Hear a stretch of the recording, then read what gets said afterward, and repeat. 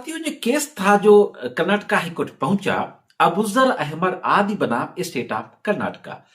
Criminal petition number और case की पूरी डिटेल आपकी स्क्रीन पर है।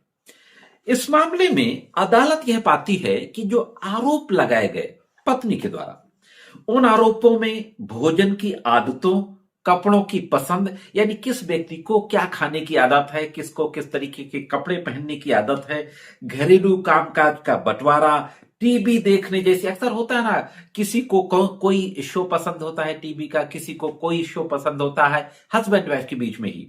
तो इन बातों को लेकर के विवाद का उल्लेख था।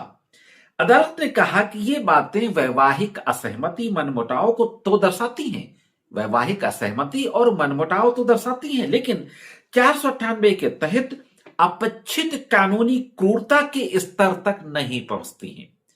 यानी सीधी सी बात कोर्ट ने कही कि इस तरीके का अगर मनमुटाव है कि दोनों को एक दूसरे का खाना नहीं पसंद है, दोनों को एक दूसरे का ड्रेसिंग सेंस नहीं पसंद है, दोनों को घर में टीवी शो अलग अलग देखने होते हैं, इन सब बातों को लेकर के नोकझोंक होता है।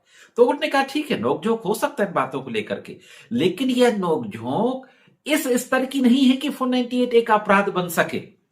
अदालत ने आगे कहा कि छोटी मोटी पारिवारिक नोकझोंक को अपराध बनाकर 498 ए के तहत मामला दर्ज कर देना कानून का दुरुपयोग है। दोस्तों, कर्नाटका हाईकोर्ट की बेंच ने एक बात और कही।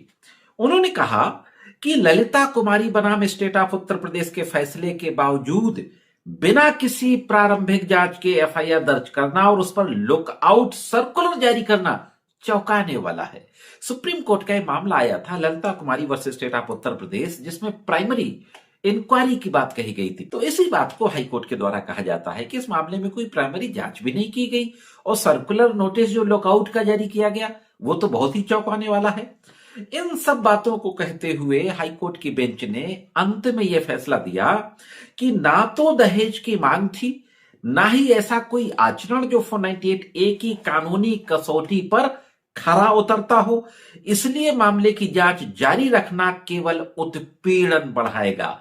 न्यायालय ने सीआरपीसी धारा 482 के तहत अपने विशेषाधिकार का प्रयोग करते हुए आपराधिक कार्यवाही को रद्द कर दिया और कहा कि कानून को उपचार के बजाय हथियार नहीं बनने दिया जा सकता। बहुत महत्वपूर्ण बात कही कि कानून को उपचार की बजाय हथियार नहीं बनने दिया जा सकता। फाइनली 498 एक केवल गंभीर क्रूरता पर लागू होगा, यह बात कर्नाटक हाईकोर्ट ने कह दी। वैवाहिक असंगति या अपूर्ण विवाह पर लागू नहीं होगा। यह जहां पर हस्बैंड